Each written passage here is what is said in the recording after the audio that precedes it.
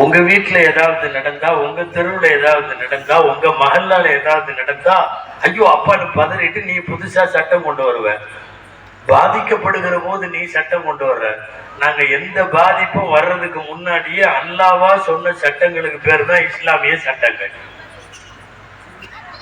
டெல்லியில ஓடும் பேருந்துல ஒரு நிர்பயான ஒரு பெண்மணி கூட்டு கற்பழிப்புக்கு பலாத்காரத்திற்கு அவள் ஆளாக்கப்பட்ட போது பார்லிமெண்ட்ல பேசினதுல சுமார் 300 பேர் சொன்னது என்ன தெரியுமா? அவனுங்களை எல்லாம் மரண தண்டனை கொடுக்கணும். இதை நாங்க 1400 வருஷமா சொல்லிட்டு இருக்கோம்.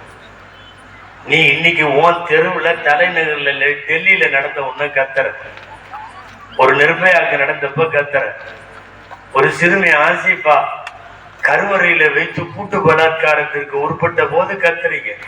குஜராத்ல ஒரு பில்கிஸ் பானு ஒரு கர்ப்பஸ்திரியை சூறையாடி, குழந்தையும் சூறையாடி, அவளை நாசப்படுத்தி கூட்டு பலாத்காரம் செய்த போது கத்துறீங்க.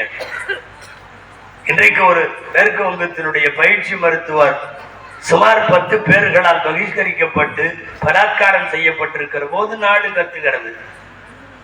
எல்லா நேரங்களிலும் நம் வீட்டில், நம் தெருவில், நம் மஹல்லாவில், நம் நாட்டில் நடக்கிற போது மாத்திரம் குரல் கொடுப்பது மனித சமுதாயம். ரப்புல் ஆலமீன் அவன் உலகத்தை தோற்றுவித்து இஸ்லாமை அருளுகிற போதே இந்த சட்டத்தை எல்லாம் கொடுத்து விட்டார். ஒரு தடவை திருடிட்டா இப்படி போட்டு அவன் கையை வெட்டணுமா அப்படின்னு அந்த ஓரத்தில் நின்று 2 பேரும் பேசிட்டு இருப்பான். நான் ஒண்ணு இல்ல, ஒரு சாம்பிளுக்கு சொல்றேன். ஒருத்தர் 30 வருஷமா மகளை கட்டி கொடுக்கறதுக்காக சம்பாரிச்சு கொஞ்சம் கொஞ்சமா காசு சேர்த்து வச்சு அவர் வீட்டுல பிள்ளைய கட்டி கொடுக்கறதுக்கு ஒரு 20-25 பவுன் வச்சிருக்காரு. அதை தவிர 10 பைசா கூட அவர்கிட்ட இல்லை. அந்த நகையை ஒரு நைட்ல ஒருத்தர் திருடிட்டு போயிடுறான்ல, அந்த வீட்டுக்குள்ள உள்ள அந்த தகப்பன்ட்டையும் அந்த கல்யாணம் பண்ணிக்க போற பொண்ணுட்டையும் இந்த எடுத்துட்டு போனவனை என்ன செய்யறதுன்னு கேளுங்க.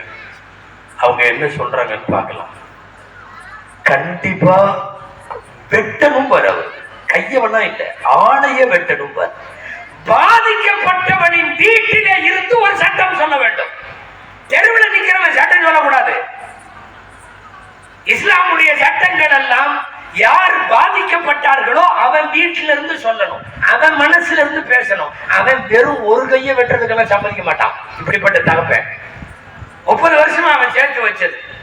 இனி ஒண்ணு அந்த புள்ள தற்கொலைக்கு போகணும், இல்ல அந்த குடும்பமே தற்கொலை செய்யணும், இல்ல நெருக்கடியாகி வெளியே நிற்கணும், அல்லது சமூக விரோதத்துக்கு போகணும்.